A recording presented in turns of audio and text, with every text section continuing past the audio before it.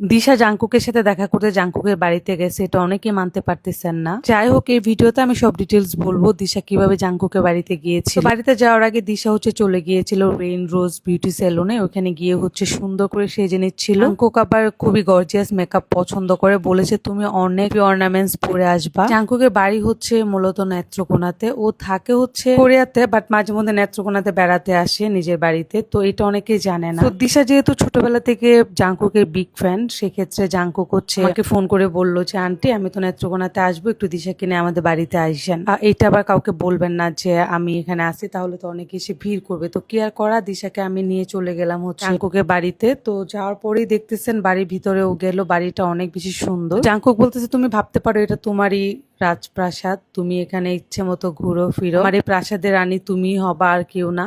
অনেকে আবার আমাকে জিজ্ঞেস করতেছেন যে আপু এত সুন্দর অর্নামেন্টস কোথা থেকে নিয়েছে। এই অর্নামেন্টস গুলোও আমি রেইন রোজ বিউটি পার্লার যে অনার আপু আছেন, ওনার যে পেজ, ওইখান থেকে নিয়েছি। এক্সট্রা আমি মেনশন করে দিব। যাই হোক, জাংকুক কিন্তু মাঝে মধ্যেই নেত্রকোনাতে আসে তার বাড়িতে। সো আপনারা যারা দেখা করতে চান তারা অবশ্যই নেত্রকোনাতে জাংকুকের বাড়িতে চলে যাবেন। যাওয়ার আগে অবশ্যই একটু সেজে গুজে নিবেন রেইন রোজ বিউটি পার্লার থেকে। জাংকুকের বাড়ির ভিতরটা দেখেন কত সুন্দর, মানে কি বলবো, আমার দেখেই তো তো অনেকে আমাকে বলতেছেন যে আপু আপনি কিভাবে এই ব্যাপারে সাপোর্ট দেন, যে আপনার মেয়ে জাংকুকের সাথে দেখা করতে গেছে আপনি নিয়ে গেছেন। আমি যেতে রাজি হইনি, আমাকে জোর করে নিয়ে গেছে যে আম্মু চলো, জাংকুক অনেক রিকোয়েস্ট করতেছে। তো আমি তো একদমই যাব না। দেন জাংকুকও আমাকে ফোন করে অনেক রিকোয়েস্ট করতেছে। আবার জাংকুকের ফ্রেন্ড আর এম সোগা, ওরাও বলতেছে যে আন্টি আসেন। আমি বললাম যে তোমরা থাকলে না যাইতাম, তো ওরা বলতেছে যে আন্টি সমস্যা না, আমরা কিছুদিন পর জাংকুকের বাড়িতে বেড়াতে আসবো, তখন আপনি আপনার সাথে দেখা হবে। আবার আমি বললাম তাহলে তুমি আমাদের বাড়িতে আসো। বললো যে আন্টি খুব শর্ট টাইম, তো নেক্সট টাইম ইনশাল্লাহ আসবো। তো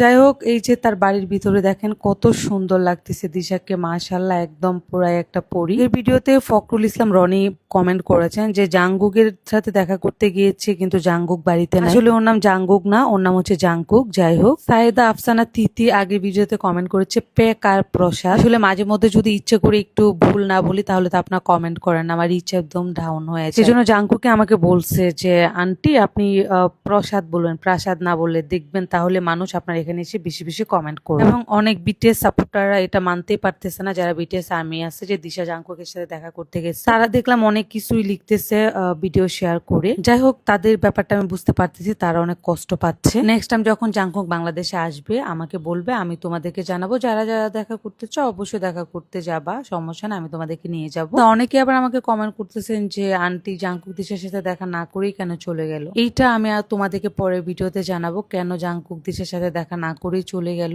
সেটা নিয়ে আমি পরে আরেকটা ব্লগ বলবো, ব্লগে সবকিছুই বলবো তোমাদেরকে। যাই হোক, দিশাকে কেমন লাগছে জাংকুকের বাড়িতে, আর দিশাকে দেখতে কেমন লেগেছে এই অর্নামেন্টস এবং এই ড্রেস মেকআপে, তোমরা কিন্তু অবশ্যই আমাকে কমেন্ট করে জানাবা।